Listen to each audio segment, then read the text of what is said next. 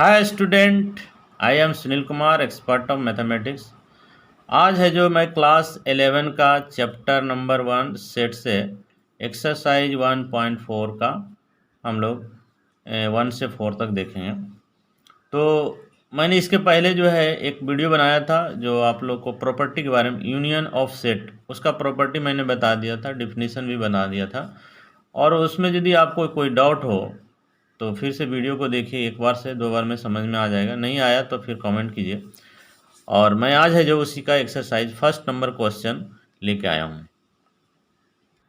तो देखो गाइस क्या है, ये हमारा फर्स्ट क्वेश्चन नंबर 1 का फर्स्ट क्वेश्चन मैं लिया हूँ। इसका यूनियन निकालने वाला है। मैंने यूनियन का बारे में आप लोग को बहुत अच्छी तरह से समझा चुका। यूनियन का मतलब कि दोनों को मिला दो, सीधे ऐसा ही याद रखना, दोनों को मिला दो। किसको? एक्स सेट का जो भी एलिमेंट है, वाई सेट का जो भी एलिमेंट, दोनों को मिला दो। This is called union. Union का मतलब क्या बताए? एक्स यूनियन वाई, ऐसे लिख दिए। इसका मतलब क्या हुआ कि दोनों को मिलाने बोल रहा है, मिला दो। तो मिलाने के लिए एक थोड़ा सा याद रखना है कि जो नंबर रिपीट हो रहा है, जैसे एक एक 2 बार आ रहा है, 2 बार नहीं लिखना, 1 बार लिखना है। 3 और 3 रिपीट हो रहा है, 3 को 2 बार नहीं लिखना, 1 बार ही लिखना है। बाकी जो भी नंबर बच गया उसको भी आप लिख दीजिए। तो 1 पहले लिखेंगे, उसके बाद 3 है तो 3 लिख दीजिए, और नहीं तो 2 आप ऑर्डर वाइज लिखना चाहते हैं तो ऑर्डर वाइज लिखिए 2, क्योंकि ये छोटा अंक है तो आपको पता चल जाएगा कि इसके बाद 2 आता है, इसके बाद 3 आता है। तो 2 देख लेंगे, अकेला ही है 2, 3 इसमें भी है, इसमें तो एक ही बार रिपीट नंबर को एक ही बार लिखते हैं। इसमें कितना है? 5 है, उसके बाद 4 नहीं है तो सीधा 5 लिख दिया, हो गया। This is called union of set. यानी एक्स और वाई को हमारा यूनियन लिखने बोल दिया तो दोनों को मिला के लिख देना है, और जो रिपीट हो रहा है उसको एक बार ही रिपीट करना है। तो आई होप ये समझ में आ गया होगा। क्वेश्चन नंबर 2 सेम इसी का एक कहीं। देखो गाइस, क्वेश्चन नंबर 2 मैंने नोट कर लिया। इसका भी ए सेट दिया है, एक बी सेट दिया है। अब इसका भी यूनियन निकालने बोल रहा है, तो कैसे लिखा जाता है? ए लिखेंगे और ऐसे करके लिख दिए यूनियन, और ये हो गया बी, ए यूनियन बी। इसको कैसे पढ़ेंगे? ए यूनियन बी, यही हमारा यूनियन निकालने बोला है। तो करना क्या है, इसका और इसका, ये देखिए सभी वॉवेल लेटर है, इसमें ए बी सी है। अब इसमें देखो जो भी मिलेगा उसी को लिखना है, ठीक है? जो मिल रहा है उसको भी लिखना है, और नहीं मिल रहा है उसको भी लिखना है। तो मिलाने का मतलब ये हुआ है, दोनों को मिला दो। खाली यही ध्यान रखना है कि जो रिपीट हो रहा है उसको एक बार ही लिखना है। जैसे यहाँ पर देखो ए एक रिपीट हो रहा है तो इसको एक ही बार लिखें ए। उसके बाद क्या आता है? हमारा बी आता है, तो इसमें बी नहीं है तो बी तो अकेला है तो ये तो लिखना ही पड़ेगा। उसके बाद सी आता है, सी भी अकेला है, सी भी लिख दिए। उसके बाद क्या आएगा? हमारा डी आता है, तो डी तो इसमें नहीं है, ई है तो ई लिख देंगे। ई के बाद क्या आएगा? आई आएगा, आई लिख दिए। फिर यू आएगा, फिर यू, हो गया। इसमें कोई रिपीट है नहीं है, तो यदि रिपीट है तो लिखना है, और नहीं रिपीट है कोई इसमें तो दोनों को सिर्फ हम मिला के लिख देंगे। ऑर्डर बाय चाहे तो ऑर्डर बाय, या नहीं तो पहले ये सेट का नाम लिख दीजिए फिर ये सेट का लिख दीजिए, कोई दिक्कत नहीं। तो आई होप क्वेश्चन नंबर 2 भी आपका हो गया होगा क्लियर। तीसरा नंबर देखिए, तीसरा नंबर थोड़ा हमारा जो है सेट बिल्डर फॉर्म में दिया है। आपका पास बुक है तो आप निकाल के देख सकते हैं, और नहीं तो मैं नोट करता हूँ। देखो गाइस, क्वेश्चन नंबर 1 का 3 कह रहा है एक्स सच दैट, हमारा सेट ए में जो है कह रहा है x such that x is a natural number and multiple of 3। Natural number कहाँ से शुरू होता है? एक से। तो एक से जितना भी है नंबर लिख सकते हैं, लेकिन उसमें एक का हमारा कंडीशन दिया है कि वह मल्टीपल ऑफ 3, यानी 3 का मल्टीपल होना चाहिए। तो कहाँ से शुरू करेंगे? यदि ऐसा कंडीशन दे दिया तो 3 से शुरू करें, यानी 3, 6, 9, 12, 15, इसी तरह से हम जाएंगे रिपीट करते हुए, यानी 3 3 प्लस करते जाओ, या 3 का पहाड़ा पढ़ते जाओ। तो ये आपका हो गया टेबल। जो आपको 3 का पता है तो वो लिख दीजिए। तो ये, लेकिन क्वेश्चन आपका यदि सेट बिल्डर फॉर्म में है तो आंसर आपको सेट बिल्डर फॉर्म में ही देना है। यदि आपका क्वेश्चन यदि पूछा गया, जैसे ये हमारा क्वेश्चन है, यदि रोस्टर फॉर्म में दिया तो उसका आंसर रोस्टर फॉर्म में देना है। तो ये हमारा क्या है? ये हमारा आंसर जो आएगा उसको लिखना है सेट बिल्डर फॉर्म में। तो समझने के लिए हम इसको रोस्टर फॉर्म में कन्वर्ट कर सकते हैं समझने के लिए, लेकिन आंसर जो हमारा होगा वो एक्चुअली हमको लिखना है सेट बिल्डर फॉर्म में। तो समझने के लिए हम इसको थोड़ा सा कर देते हैं। जैसे ए क्या बोल रहा है, 3 का मल्टीपुल हो, मतलब 3, 6 है ना, 9, 12, 15, इसी तरह से आप चाहें तो इन्फिनिटी तक जाएंगे, इसलिए डॉट डॉट मैं लगा दिया। और बहुत सारे नंबर हैं। बी में क्या बोल रहा है, बी में भी कंडीशन कुछ दिया है। बी में क्या है कंडीशन कि x such that x is a natural number but less than 6, यानी 6 से कम होना चाहिए। 6 से कम कौन होगा, इसका मतलब 5 होगा। और कौन होगा, 4 होगा। और कौन होगा, 3 होगा। और कौन होगा, 2 होगा और 1 होगा। यहाँ तक होगा, उससे ज़्यादा तो हमको नहीं जाना, क्योंकि 6 से कम बोला है। तो 6 से 1 2 3 4 5। तो ये हमने इसको रोस्टर फॉर्म में कन्वर्ट कर दिया। लेकिन आपका आंसर ऐसे नहीं, ये समझने के लिए सिर्फ मैं बता रहा, ऐसा लिखना नहीं है। अब बताओ इसको मैं यदि ए यूनियन बी लिखूँगा तो कैसे लिखूँगा, इसको ए यूनियन बी लिखूँगा तो इसमें देखिए इन्फिनाइट नंबर है, इसमें तो एक लिमिट 5 तक है, तो 1 तो इसमें नहीं मिल रहा है, 2 नहीं मिल रहा है, 3 तो रिपीट हो रहा है। उसी तरह से 4 नहीं है, 5 नहीं है, उसके बाद 6 है। तो 1 से 3 तक तो इसमें आ रहा है। 1 से 5 तक तो हमने लिख देगा तो इसमें 3 भी कन्वर्ट आ जाएगा, इसीलिए 3 को एक्सेप्ट करना है इसमें। तो क्या लिखेंगे, 6 के बाद वाला इधर लिखेंगे इसको। तो इसको यदि हम सेट बिल्डर फॉर्म में लिखना चाहेंगे तो कैसे लिखेंगे, तो इसको लिखेंगे, पहले इसको हम थोड़ा सा इसका हम जो है रोस्टर फॉर्म में ही लिख देते हैं। उसके बाद जैसे एक लिखेंगे तो क्या होगा, 1 2 3 4 5, यहाँ तक तो कोई दिक्कत नहीं है। यहाँ तक कि इसमें 3 रिपीट हुआ है, लेकिन बाकी कोई रिपीट नहीं हुआ। उसके बाद क्या है, इसका नंबर हम लिखना पड़ेगा। तो 6 लिखेंगे, 9 लिखेंगे, 12 लिखेंगे, 15 लिखेंगे, 18 लिखेंगे, इसी तरह से हमारा बहुत सारा नंबर आएगा। तो यहाँ तक जो नंबर है 5 तक, ये क्या है, एक नेचुरल नंबर है। और इधर के बाद क्या है, इधर सब +3 हो रहा है, यानी 3 3 प्लस जुड़ता जा रहा है। तो इसको यदि सेट बिल्डर फॉर्म में लिखेंगे तो क्या लिखेंगे, x such that x is a natural number, और उसमें कंडीशन देना होगा। देखो इसको यदि लिखेंगे तो कैसे लिखेंगे, सेट बिल्डर फॉर्म में। सेट बिल्डर फॉर्म में एक तरीका अपनाना है, क्योंकि ये तो हमारा क्या है, इसमें 3 तो है, ये 3 तो ऑलरेडी इसमें भी है, तो इसको खाली छोड़ दो, एक्सेप्ट कर दो, ये इसमें काउंट कर देंगे। इधर क्या होगा, 1 2 4 5, इसको लिखेंगे x such that x is a natural number. और क्या है, ये हमारा 1 2 3 4 जो है, ये हमारा क्या हो जाएगा, x इक्वल टू 1 2 और 4 और 5 और करके इसमें डाल दो, मल्टीपुल ऑफ 3, मल्टीपुल ऑफ 3, ऐसे कर दिए। बंद कर दीजिए इधर से। X such that x is a natural number, और एक्स का वैल्यू 1 2 4 5 और मल्टीपुल ऑफ 3, और 3 का मल्टीपुल, इस तरह से हम इसको लिख सकते हैं। आई होप ये भी क्लियर हो गया होगा इसमें, क्योंकि दोनों, एक है जो इन्फिनाइट तक है, एक है जो लिमिट तक है। तो लिमिट तक है उसको हम लिमिट तक लिखे, और बाकी जो मल्टीपुल है जो उसको हम और करके मल्टीपुल कर दिए। बात एक ही हुआ, ऐसे लिखिए या ऐसे लिखिए। लेकिन हमारा एग्जाम में ये आंसर नहीं लिखना है, ये लिखना है, क्योंकि आप वो मैंने पहले बता दिया, जो सेट बिल्डर फॉर्म है उसका आंसर सेट बिल्डर फॉर्म में ही देना है। तो आई होप ये क्लियर हो गया होगा।